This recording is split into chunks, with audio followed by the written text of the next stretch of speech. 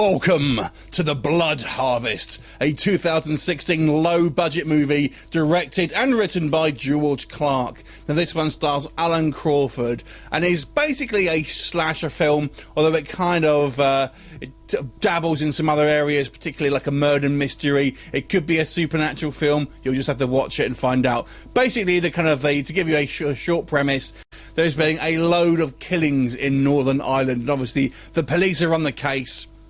Now, there's this one particular detective who's kind of getting a little obsessed with it. Now, he's convinced it could be vampires. However, it could be the work of a serial killer or even multiple serial killers. Now, as he inches further to the truth, we find out all the bloody details. And that's pretty much as far as I'll go with the plot for you.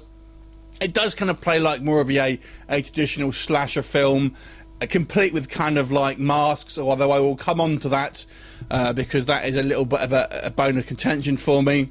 So let's talk about a little bit more about The Blood Harvest. And there's a couple of films called The Blood Harvest or Blood Harvest.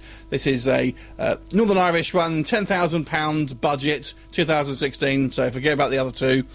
So what I liked about this film, first of all, I did like kind of the gore here. I think the actual gore is quite well realised and it's quite effectively used. There is quite a lot of eye gouging scenes here. The killer basically kind of sews up victims' mouths. I think it all looks quite effective. And there are some kind of reasonable effects on display here in regards to some of the gore. So props for that. I also kind of liked maybe the sort of little misdirects maybe here and there, not quite telling you the whole story, and you unravel the mystery as you kind of go through the film. So again, I appreciate that. And as with all low-budget films, I do have to take into account, obviously, the fact that budget here is obviously going to be a limitation. But however, I feel that there are some things that are wrong with this film that are not necessarily to do with the budget. The biggest one for me here is the pacing. The pacing of this film is way off, and this is something that isn't really a budget concern.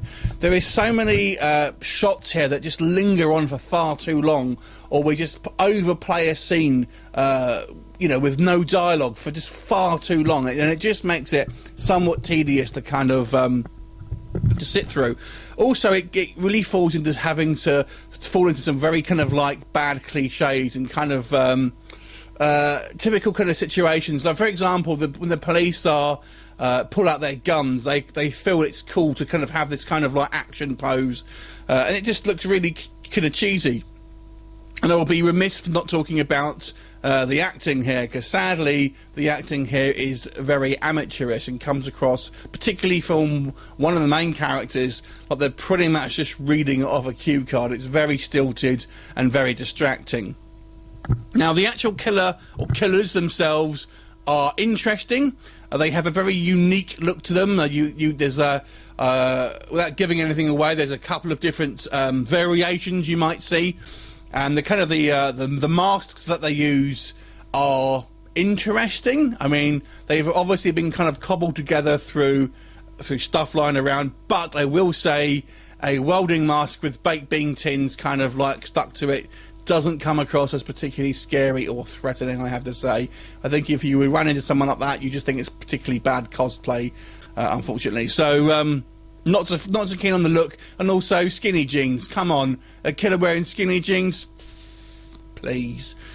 So sadly, I think that although there has some interesting ideas and some kind of like some good gore effects, overall I felt this film was somewhat kind of let down by its kind of quick shoot. Apparently it was around 20 days. I felt it could have had a little bit more time developing and maybe kind of tightening up, make it a little bit more punchy. I can maybe forgive some of the kind of the lower budget aspects of it, but unfortunately the pacing of this film is the main thing. It just comes across as it's cobbled together, and they don't kind of really know what is basically, what's going on, how they're shooting it. It just seems to be on the fly, basically, is the feel I get from this film. So with that in mind, I'll have to give this movie a 3.5 out of 10. But there are some good gore scenes. If you like kind of like an interesting gore movie, you may like this one. Have you seen it? What did you think of it? Leave a comment and I'll look forward to seeing you next time. Bye for now.